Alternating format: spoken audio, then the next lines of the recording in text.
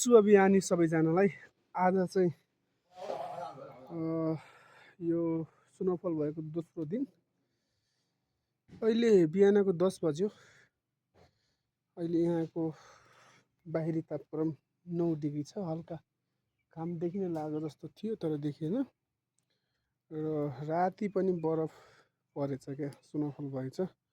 यो छतहरुमा हामी बस्थ्यौँ, यो पुरा प्याक छ हैन। करिब 3-4 फुट जति परे जस्तो लाग्यो मलाई। 3 फिट जति आइसहरु परे ह।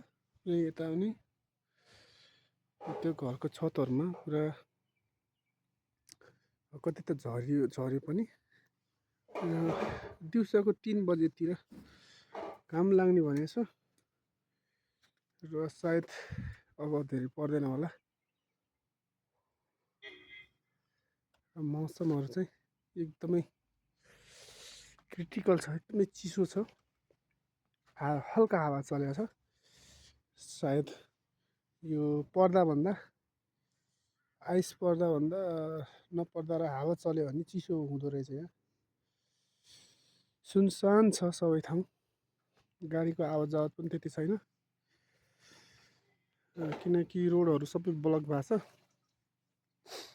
सायद आज र भोलिमा यहाँ अलि फरक पर्छ होला।